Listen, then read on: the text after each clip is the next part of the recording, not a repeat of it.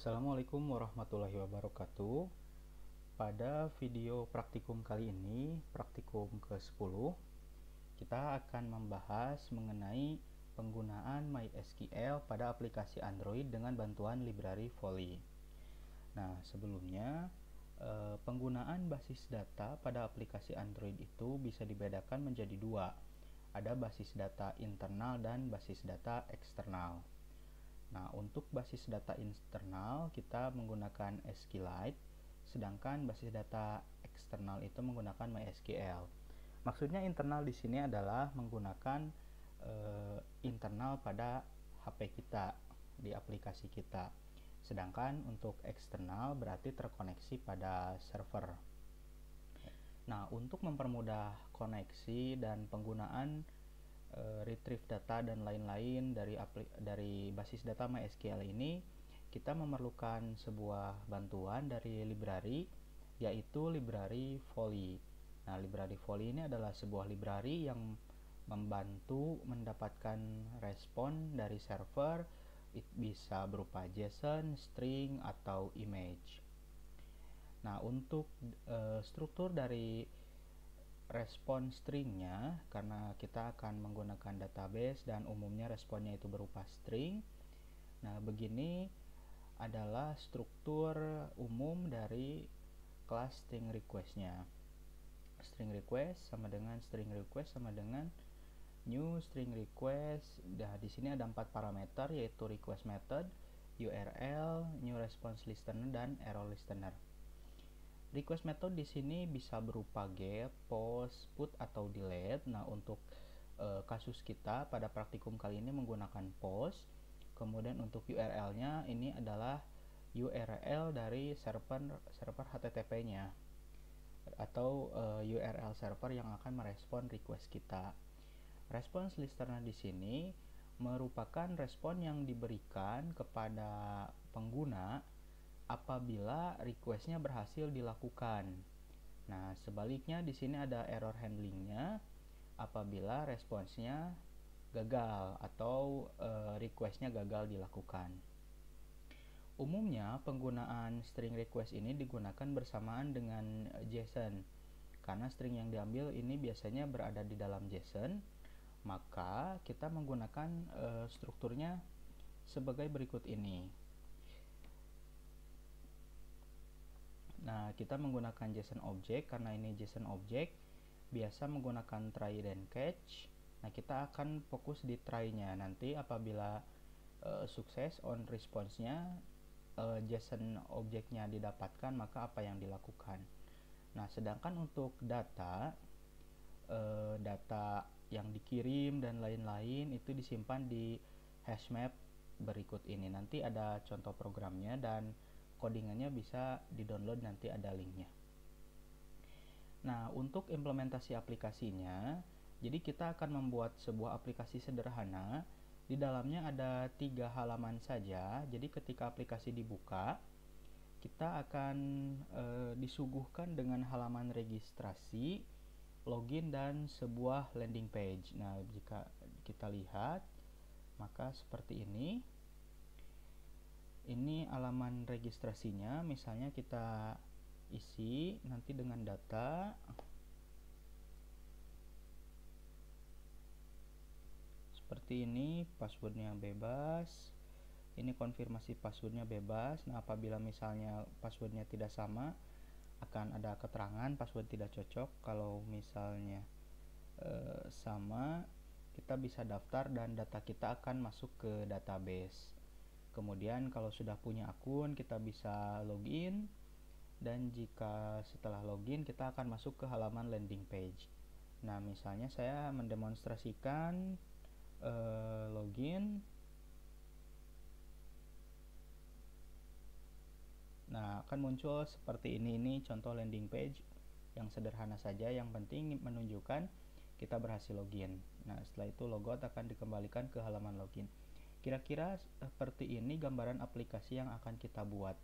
Jadi ada halaman registrasi, ada halaman login, dan tadi ada halaman landing page apabila berhasil login. Nah, untuk demonstrasi tadi ada dua halaman yang memerlukan basis data query ya, yaitu registrasi dan login. Baiklah, mari kita lanjutkan. Nah, untuk memahami bagaimana implementasi MySQL pada aplikasi Android, mari kita lihat skema berikut ini. Misalnya pada aplikasi ini kita punya aplikasi tadi, kita melakukan request, misalnya login tadi ya. Nah, login ini kan kita request ada datanya. Nah, koneksinya itu, requestnya itu menggunakan library Volley, maka melewati library Volley dulu, kemudian kita melakukan request, ada metodenya tadi post yang digunakan, kemudian ada URL-nya. Nah, ketika login kan ada URL-nya, registrasi ada URL-nya juga. Jadi kita melakukan request ke server atau di sini file PHP ya, ada sintaks PHP yang di dalamnya berisi request kita, server yang menghandle request kita, query yang menghandle request kita. Misalnya tadi ketika login, maka PHP ini adalah PHP yang menghandle login. Kalau registrasi, maka requestnya diteruskan ke PHP yang menghandle registrasi. Nanti file PHP ini akan terkoneksi ke file PHP di sini connection.php yang berisi koneksi ke basis data. Nah, di sini identitas basis datanya disimpan di file config.php, sehingga nanti request ini akan diteruskan dan bisa terkoneksi ke basis data. Nanti akan mendapatkan responnya oke atau gagal. Nah, akan disampaikan ke Volley, lalu bagaimana hasilnya disampaikan lagi ke aplikasi kita. Kira-kira begini gambaran umum koneksi dengan basis data menggunakan library Volley dan MySQL. Untuk praktikum ini ada beberapa hal yang perlu kita siapkan. Yang pertama, kita harus menyiapkan aplikasi XAMPP. Nah, pastikan aplikasi XAMPP kita ini menyala karena studi kasusnya kita menggunakan localhost. Kemudian ada aplikasi Postman. Aplikasi Postman ini adalah aplikasi untuk mengecek respon dari server kita. Nah, server kita ini kan kalau kita cek langsung ini tidak bisa. Misalnya ini di login ya, untuk server login ini kan hasilnya seperti ini. Nah, kalau dengan aplikasi Postman ini bisa kita lihat statusnya oke atau tidak. Nanti akan kita demonstrasikan sambil berjalan. Kemudian kita memerlukan sebuah basis data. Pada studi kasus ini kita menggunakan sebuah basis data yang bernama user data. Di dalamnya terdapat sebuah tabel, yaitu tabel user, dan memiliki 4 kolom, yaitu ID, username, email, dan password. Nah, mari kita lihat dulu basis datanya. Untuk basis datanya kita bisa cek di localhost phpMyAdmin. Nah, ini saya punya basis data user data dan tabelnya adalah tabel user. Nah, di sini ada data-datanya, kebetulan sudah diisi data. Namun di sini ada 4 kolom, ada ID, username, email, dan password. Selanjutnya kita memerlukan sebuah koneksi internet untuk menghubungkan HP kita, device kita dengan localhost atau server pada komputer. Ada dua tipe koneksi. Apabila kita menggunakan koneksi jaringan yang sama, misalnya pada kasus ini saya menggunakan WiFi yang sama. Nah, komputer dan HP ini terkoneksi ke HP yang sama. Apabila terkoneksi ke jaringan yang sama, maka kita bisa menggunakan IP server ini. Jadi untuk kasus ini apabila ingin diimplementasikan di HP aplikasinya, di HP kita secara langsung, maka harus wajib terhubung di dalam jaringan yang sama, misalnya ke WiFi yang sama. Namun apabila kita tidak memiliki koneksi internet, maka mau tidak mau kita harus menggunakan Android virtual atau FVD atau emulator. Karena apabila menggunakan IP tapi tidak menggunakan AVD ini susah ya ke localhost-nya. Nah, kalau misalnya AVD ini, maka dia otomatis bisa koneksi ke localhost kita. Jadi kalau misalnya bisa menggunakan IP yang lain, misalnya 10.0.2.2, itu bisa, namun sayangnya tidak bisa diakses dari HP kita. Nah, hanya bisa diaksesnya itu dari AVD atau emulator.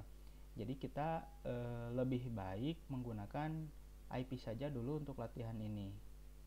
Dan kalau memang Anda tidak memiliki jaringan internet, maka gunakanlah Android virtual atau emulator. Memang nanti akan berat, tapi bisa digunakan. Nah, yang paling penting mengetahui IP address dari servernya. Pada kasus ini, studi kasus ini, IP-nya adalah 192.168.100 dan 15. Selanjutnya, yang harus kita lakukan adalah membuat file PHP untuk server.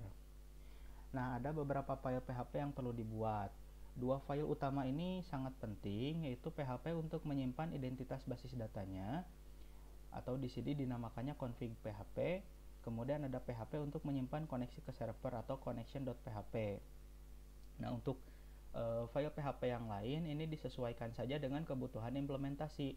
Nah, ini kan studi kasusnya menggunakan perlu dua query ya. Tadi ada halaman registrasi dan halaman login. Sehingga kita perlu dua query untuk menghandle registrasi dan login. Karena itu akan dibuat dua PHP lagi. Nah, yang pertama PHP untuk login yang di dalamnya ada ada PHP untuk daftar, untuk registrasi, di dalamnya ada query insert. Kemudian ada PHP untuk login yang query-nya itu select data. Nah, kekurangan dari metode ini adalah satu macam query itu satu PHP. Misalkan kita akan mengupdate data atau mengdelete data, maka memerlukan file PHP yang lain. Namun ini bisa dimodifikasi. Satu file PHP misalnya select, maka banyak select yang lain, function select yang lain. Namun jika ingin lebih mudah implementasinya, memang file PHP-nya harus banyak supaya mudah implementasi di codingnya. Nah, file PHP ini kita simpan di mana? File PHP ini kita simpan di htdocs. Kalau kita menggunakan aplikasi XAMPP untuk server kita, itu ada di dalam htdocs. Jadi kita buat folder baru di dalam folder htdocs. Nah, untuk studi kasus ini kita beri nama foldernya Andro-MySQL. Jadi di dalam folder Andro-MySQL ini terdapat file-file PHP yang tadi. Nah, bisa dicek di servernya. Nah, ini di dalam Andro-MySQL. Kita abaikan yang .php.bak, kita fokusnya ke yang PHP aja. Nah, di sini ada check login.php, config PHP, connection PHP, dan create data.php. Nah, berikut adalah kode lengkap dari setiap file PHP-nya. Yang pertama adalah config.php. Jadi config.php ini menyimpan menyimpan definisi-definisi dari database-nya. Ada server, ada user ID, password, dan nama basis datanya. Nah, ini disesuaikan dengan server yang masing-masing. Untuk studi kasus di sini, user ID-nya root dan passwordnya ini tidak ada. Apabila basis data Anda diproteksi dengan username dan password, silakan masukkan username dan passwordnya di sini. Kemudian tadi nama basis datanya di sini user data, kemudian servernya adalah localhost. Kemudian pada file connection.php diisi dengan koneksi ke servernya menggunakan mysqli_connect. Nah, di sini karena include config.php, jadi kita bisa langsung state server, UID, password, dan dbname. Selanjutnya pada file create_data.php. Nah, di sini bisa kita lihat langsung di editornya. Nah, ini adalah create_data.php yang digunakan untuk registrasi. Jadi di sini require once connection.php. Kemudian nah ini hanya untuk pengecekan ada koneksi atau tidak gitu. Kalau ada koneksi maka dijalankan, kalau tidak ada maka akan keluar respon fail. Kalau mau dicek boleh, kalau tidak juga tidak apa-apa, karena yang pentingnya ini yang pentingnya. Ataupun nah, sekarang kita perlu menambahkan variabel untuk meretrieve datanya. Ada username, password, dan email. Metode yang digunakan adalah post. Kemudian kita membuat sebuah variabel yang diisi dengan query untuk insert data. Nah, selanjutnya ini hanya pengecekan saja. Jika username, email, dan passwordnya itu tidak kosong, maka akan menjalankan perintah ini. Nah, pertama kita menjalankan query-nya dengan memasukkan parameter koneksi dan query-nya di mysqlian_query yang disimpan hasilnya di variabel result ini. Kemudian kita bikin sebuah variabel yang menyimpan array untuk responsnya. Nah, ini ada pengecekan untuk mengirim responnya. Kalau misalnya ada hasilnya atau sukses query-nya, maka akan memunculkan status oke, kalau tidak akan gagal. Nah, selanjutnya terakhir kita akan mengecho atau mencetak responsnya. Bagaimana nanti responsnya akan dihasilkan, apakah oke atau failed. Kemudian koneksinya kita tutup. Nah, sekarang kita bisa mengecek dengan mengklik memasukkan URL-nya, yaitu IP address kita / nama foldernya, maka akan muncul seperti ini, indeks seperti ini. Kalau kita klik tadi yang sudah dibuat, misalnya create data, kita klik maka akan muncul seperti ini. Nah, di sini kita tidak bisa melihatnya secara langsung. Supaya kita bisa mengetesnya, maka URL-nya kita copy, kemudian kita buka aplikasi Postman, kita paste di sini. Jangan lupa ini pilih post dan kita klik tab body dan pilih x/www-form-url encode. Nah, di sini ada key dan value, ini untuk memasukkan parameter yang kita perlukan.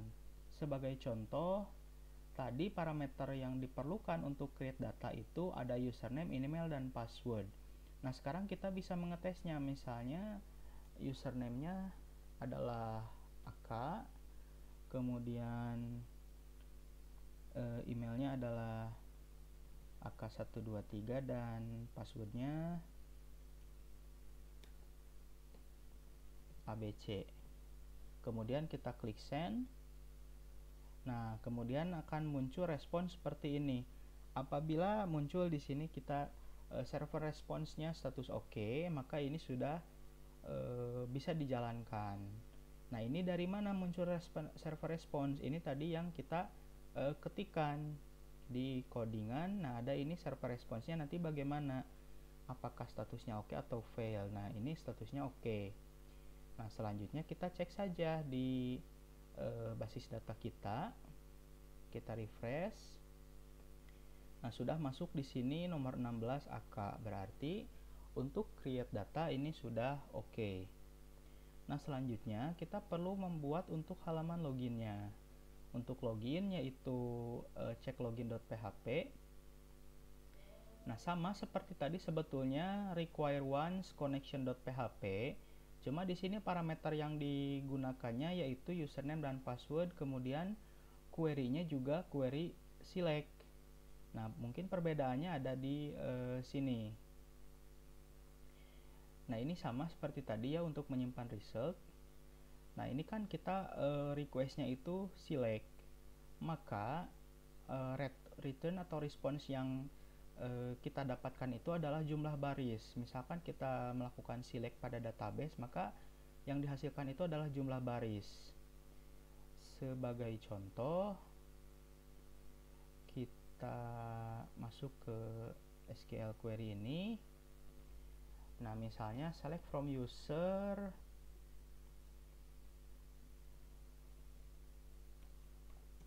where username-nya tadi AK and password-nya itu ABC. Nah, kita jalankan query-nya. Nah, maka yang muncul adalah satu baris ini, ID, username, email, dan password. Karena itu, kita bisa cek di sini.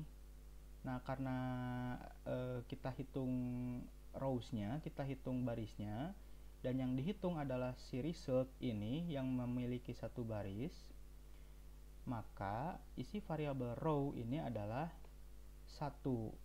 Nah, untuk apa kita menghitung nilai rows ini? Supaya kita bisa melakukan if else pada response. Nah, kalau begini kan kita tahu ini kan ada 1, maka kita tinggal buat if else saja di sini. Pengkondisian jika row-nya lebih dari 0, artinya ada username dan password tersebut, maka statusnya adalah oke. Nah, selebihnya sama seperti tadi, di echo responnya seperti apa, kemudian koneksinya kita tutup. Nah, kalau penasaran, kita bisa lakukan pengecekan dengan aplikasi Postman. Caranya sama, kita buka, cek login, kemudian URL-nya kita copy, kita buka aplikasi Postman, kita paste di sini. Namun bedanya adalah username dan password saja, emailnya tidak disertakan.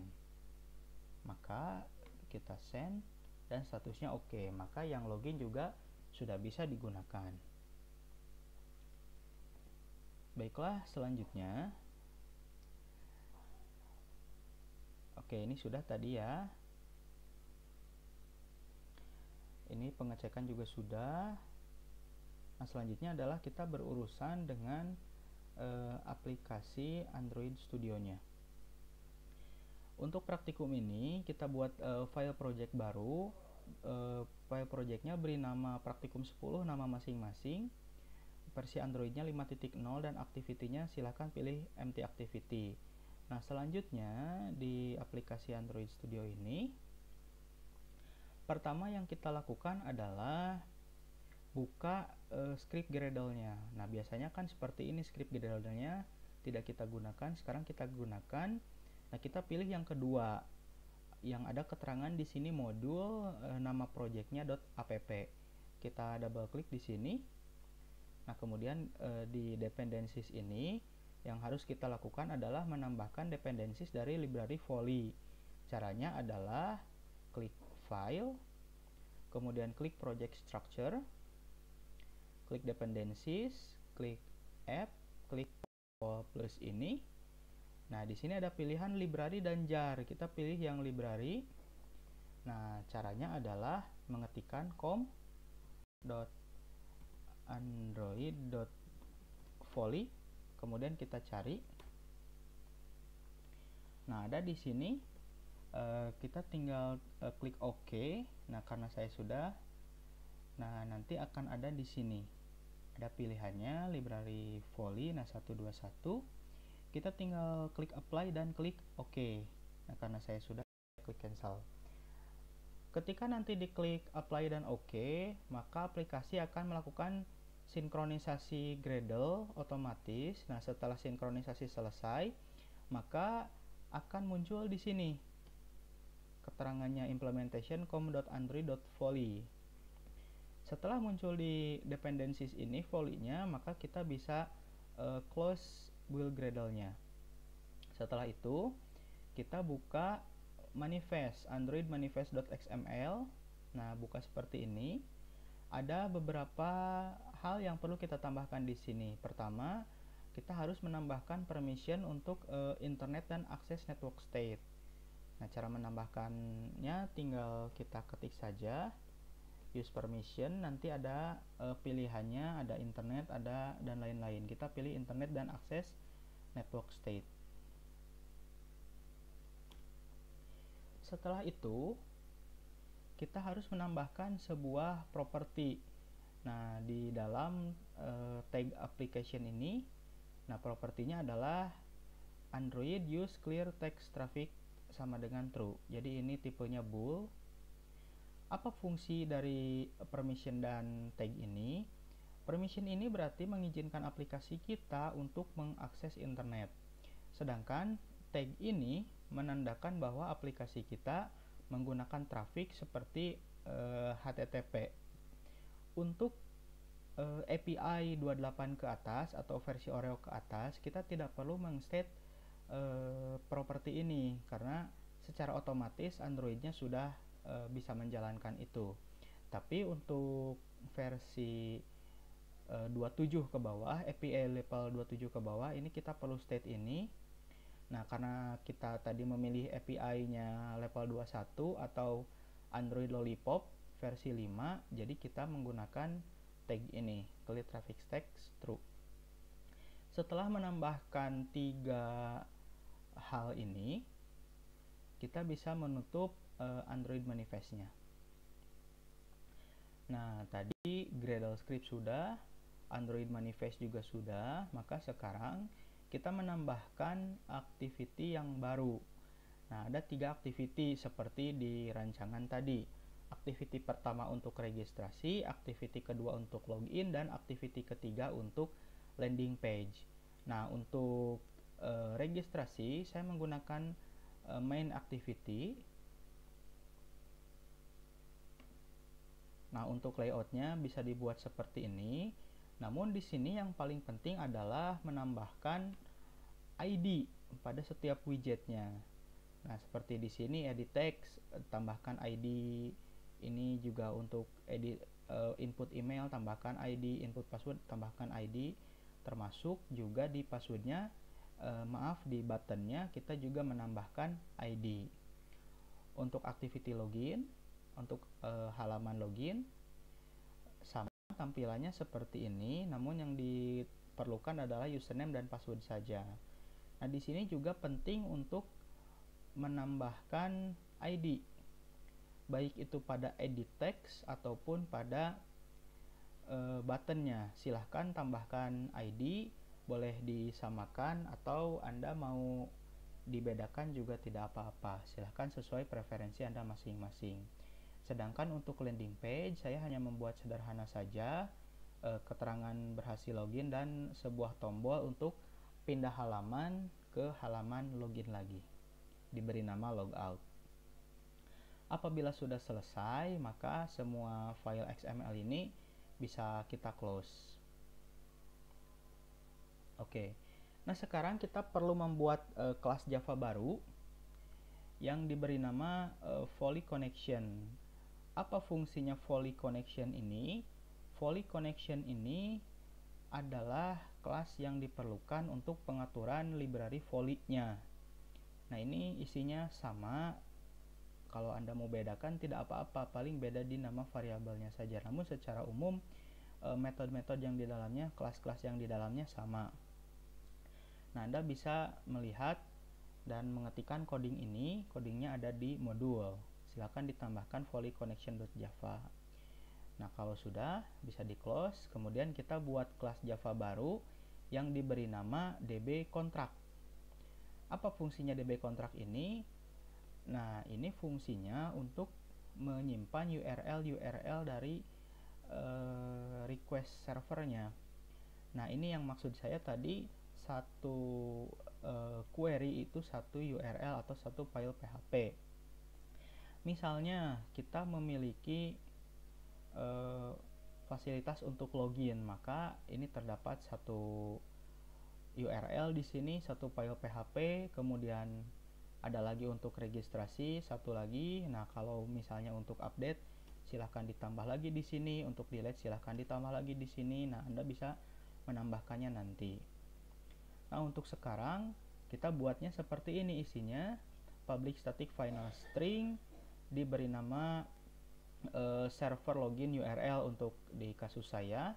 Nah, isinya adalah URL dari PHP server Anda. Kalau misalnya menggunakan domain atau hosting, berarti ini bukan IP tapi menggunakan domain Anda.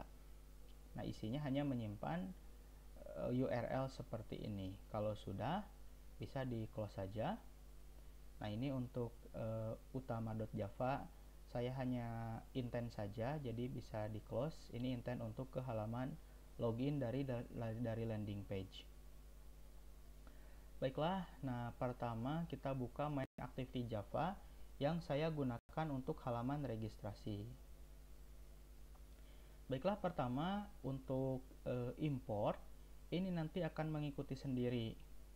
Kalau tidak, nanti ada script error merah, Anda bisa tambahkan dari situ. Pertama, kita menambahkan variabel-variabel untuk edit text dan button. Nah, kemudian di sini ada progress dialog seperti yang kita lihat tadi ketika login dan register, ada progress dialognya yang berputar itu. Nah, selanjutnya pada onCreate kita seperti biasa menghubungkan variabel dengan ID pada widgetnya, pada halaman XML-nya. Seperti ini dihubungkan, namanya juga ID-nya disesuaikan dengan ID yang sudah kita buat. Kemudian kita buat untuk login dulu. Nah, kita di sini menggunakan onClick listener. Jadi login.setOnClickListener dari tombol login. Kita pilih yang view onClick listener. Nah, nanti di sini isinya hanya untuk pindah intent ke halaman login. Nah, ini untuk tombol yang di bawah. Biar saya tunjukkan dulu.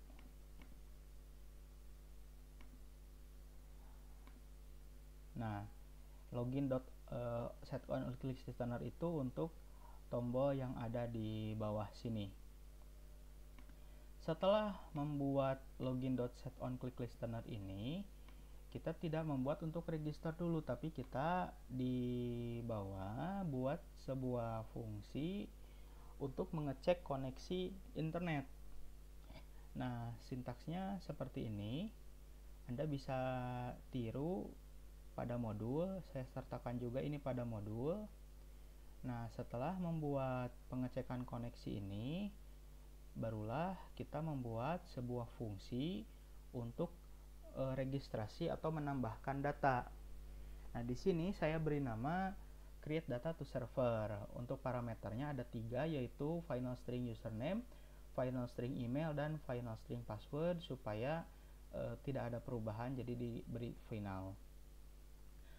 Nah, pertama di sini melakukan pengecekan apakah ada koneksi ke internet atau tidak. Sebetulnya fungsi pengecekan ini mau Anda tambahkan boleh, mau tidak juga tidak apa-apa. Namun ini saya tambahkan saja. Nah, kalau ada internetnya, maka menjalankan fungsi ini. Kalau tidak, maka diberikan toast, tidak ada koneksi internet. If else-nya segitu saja.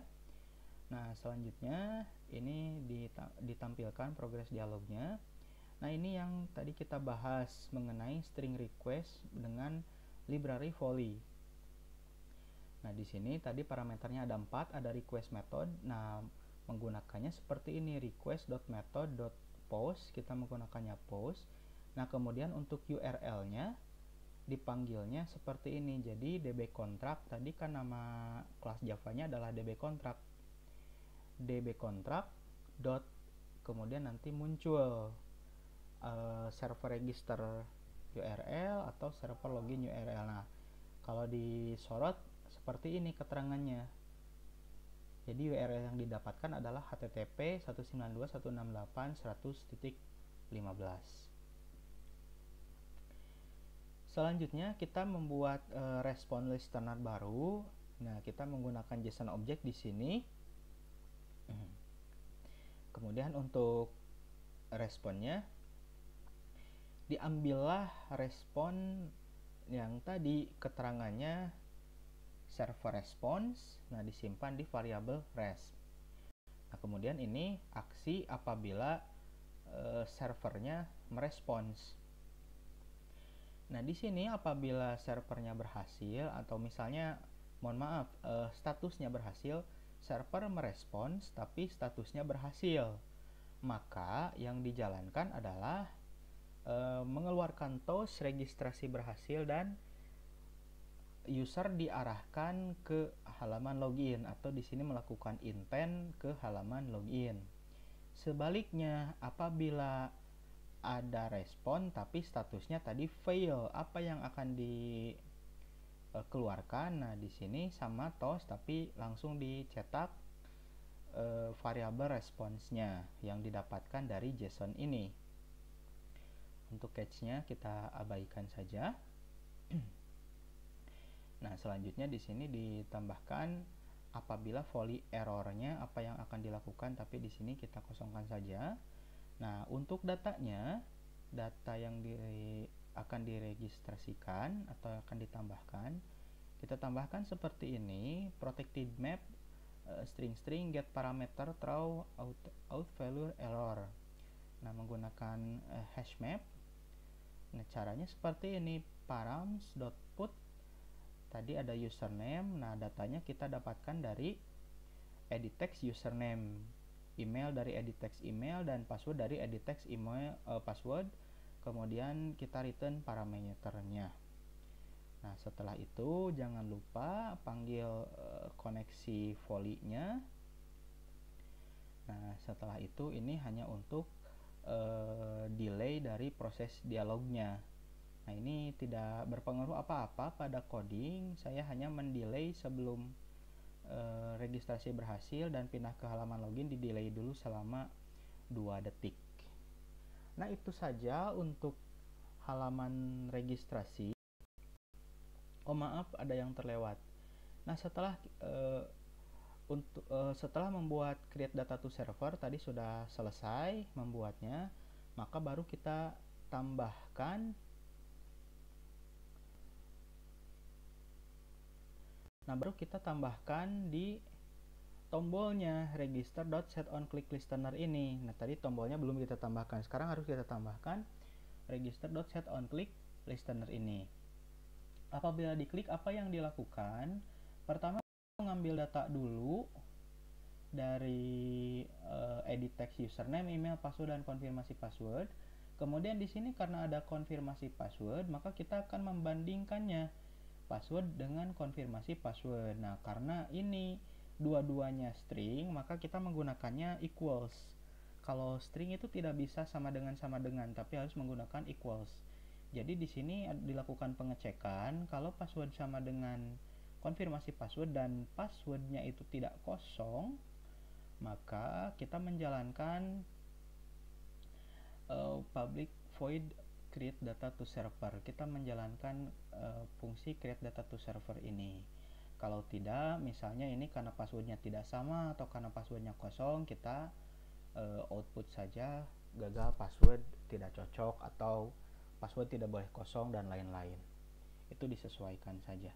Nah, setelah membuat register.setOnClickListener ini baru kita selesai. Namun jangan lupa ini register.setOnClickListener dan login.setOnClickListener itu disimpan pada onCreate ya. Setelah ini pendaftarannya selesai. Nah, kita tinggal membuat untuk login. Apa yang kita lakukan pada login ini sebetulnya sama saja. Pertama, kita membuat variabel untuk edit text dan button. Kemudian kita menghubungkan dengan XML-nya variabel ini, dan kita membuat button registernya. Button register ini yang akan pindah ke halaman register. Seperti tadi kan diklik pindah ke login. Nah, kalau ini pindah ke halaman register. Setelah itu tahap-tahap yang kita buat sama saja, atau Anda mau copy paste juga bisa. Kita mengecek dulu ada internet, kemudian kita membuat fungsi untuk loginnya. Namun di sini parameternya ada 2, ada username dan password saja. Selebihnya yang berbeda adalah selebihnya sama, namun yang berbeda adalah ini di URL-nya berbeda. Kalau tadi server login untuk registrasi, nah ini tadi server registrasi URL, kalau ini server login URL. Jadi beda di parameternya dan beda di URL-nya. Selebihnya itu sama seperti respon JSON-nya, kemudian pengecekan respon JSON dan lain-lain ini sama. Nah, satu hal lagi, parameter yang kita kirim untuk server juga 2, username dan password saja. Selebihnya sama seperti di registrasi. Bagaimana cara pengirimannya. Setelah ini selesai, barulah aplikasi kita selesai dan bisa kita build. Nah, di sini karena kalau di build takut lama, nah untuk mempersingkat waktu, saya menampilkan aplikasi yang sudah berfungsi. Nah, tenang saja, di sini tidak ada perubahan apapun, sama secara fungsional. Nah, ini hasil aplikasi yang kita buat. Kalau tadi di build, maka hasilnya akan menjadi seperti ini. Kita bisa registrasi, bisa login. Nah, misalnya kita meregistrasi akun baru ya. Misalnya Budi @gmail.com, passwordnya abcde, konfirmasi password misalnya kita bedakan 1 2 3 4, kalau daftar gagal password tidak cocok, tapi kalau sama abcde kita daftar. Nah, ada loading dulu. Nah, ada keterangan registrasi berhasil. Nah, setelah ini kita bisa login. Misalkan kita login dengan yang barusan, Budi, passwordnya abcde, kita login, maka muncul ke halaman landing page seperti ini. Nah, itu saja aplikasi sederhananya, namun penggunaan login dan penggunaan daftar di sini sudah terkoneksi ke database eksternal di server. Nah, di sini saya HP saya dan laptop saya terkoneksi pada satu jaringan WiFi yang sama. Nah, sedangkan untuk tombol yang bawah ini login, masuk ke halaman login, daftar, masuk ke halaman daftar. Namun kekurangannya di praktikum kali ini kita tidak melakukan pengecekan misalnya username sudah ada atau belum, kemudian email sudah ada atau belum, password minimal berapa karakter, kombinasi alfanumerik, itu juga tidak kita lakukan pengecekan. Jadi di sini hanya dasar registrasi dan login saja. Baiklah, itu video penjelasan untuk praktikum 10. Jika ada yang ingin didiskusikan atau ditanyakan, bisa menghubungi langsung saya. Baik, terima kasih. Kita berjumpa lagi pada materi selanjutnya. Assalamualaikum warahmatullahi wabarakatuh.